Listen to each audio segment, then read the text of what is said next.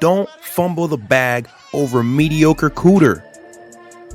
Guys, this week we've learned about certain allegations levied against Ime Udoka, head coach of the Boston Celtics. Now, for those of you who don't follow basketball, Boston Celtics are a premier flagship basketball organization in the NBA. I think they might be the gold standard alongside with the Lakers. And they managed to get to the finals last year under the guidance and leadership of head coach Ime Udoka.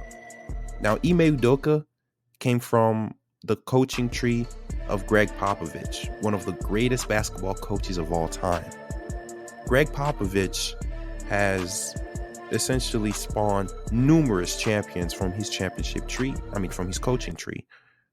From his coaching tree, you've gotten Steve Kerr, head coach of the Golden State Warriors, the eventual champions from last year, and a four-time champion in his own right. And you've also gotten head coach Budenholzer, who's the champion the previous year in 2021 with the Milwaukee Bucks.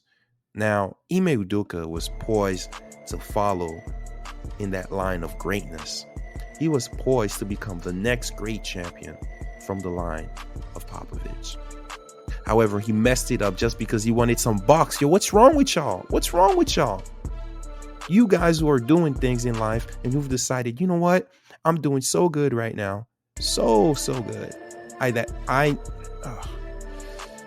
need to go mess everything up because, hey, some box is required. And the problem was not just that he was chasing after box. The problem was that he was chasing after box in his workplace. Now, look, guys, it depends where you're working at, but the general rule is do not crap where you eat. I'm going to keep this very PG so you guys can get this message, so it's not restricted or it's not demonetized. Do not crap where you eat. You guys have to make sure that you do everything on the up and up in your workplace, in your place of employment, in the place where you get the paper and the money to put bread and food on your table. You cannot go around philandering. Guys, the days of, you walking into an office and being like Don Draper from Mad Men and just partaking in activity with anyone and everyone in the office, these days are over, fam. You guys need to start developing a different mindset. Your mindset needs to be focusing on your mission and focusing on your mission alone. Anything which can be a detractor to your mission must be discarded. Now, Ime Udoka had a mission. The mission was to win a championship. And he came so close to that objective last year, so close to achieving that objective during his first year as a head coach. So everyone knew that, wow, this guy had promise. He has promise. He has talent as a coaching prodigy. As a matter of fact, the Boston Celtics started the year off horribly. They were horrible to start the season. They were not good at all. He managed to lead them to a number 2 seed in the Eastern Conference.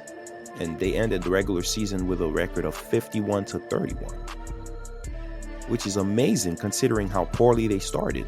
He was able to turn all of that around. So there's no doubt and no question that this man is competent. However, because this man decided to mess around with people within his organization, and he decided to take off people within his organization. He decided to go against the rules of his organization. He decided to violate the conducts and guidelines and policies of his organization, which he knew too well. He's going to suffer the consequences. Now, guys, let me tell you what my prediction is going to be on this whole matter. I highly doubt that he's going to be able to return to the Celtics as if nothing happened. He's been issued a 1-year suspension for his actions, but here's my prediction. My prediction is that this suspension will remain until the situation has died down, and then the Celtics will just bring down the hammer and state, upon further review, we've decided that we will part ways with Ime Udoka. We thank him for his services, and we wish him the best of luck in the future. Now, if he's lucky, he'll get another opportunity in the NBA. Now he'll probably end up on a very shitty team. I don't want to diss any other fan bases right now. I'm gonna let you guys know I am a Miami Heat fan, and I do not want to diss other fan bases, but I will. He'll end up on a team like the Knicks, which are not known to have a good front office. Maybe he might end up on the Kings. Who knows? Or maybe the Pistons. One of these trash franchises. When he ends up there, and I mean trash as in the current sense. Most of these franchises have actually had success in the past. Well, except for the Kings. But that's another story for another day. You see, he'll end up somewhere where he'll essentially have to start from the ground up. He'll have to try to build the team from the ground up. Whereas he was already in a situation which was perfect since he had two young superstars in Jason Tatum and Jaylen Brown. And he had a great supporting cast. And they've added more pieces such as Malcolm Brogdon, who was going to help them on their quest to play better defense and become an even better team than a championship finalist, which they were last year, which would eventually result in being a champion. However, this guy was blinded by box. He was blinded by Cooter. And listen, I want you guys to learn something in life. Dig discipline will make a man great. Dig discipline is what makes you great, guys. Now, if you guys have the opportunity to access activity like that, I want you to know that you don't always have to act upon it.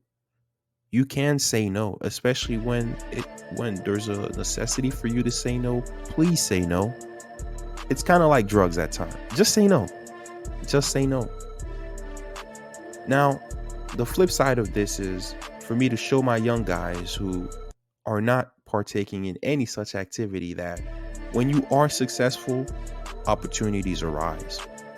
Opportunities will arise, both within your workplace and probably outside of your workplace as well.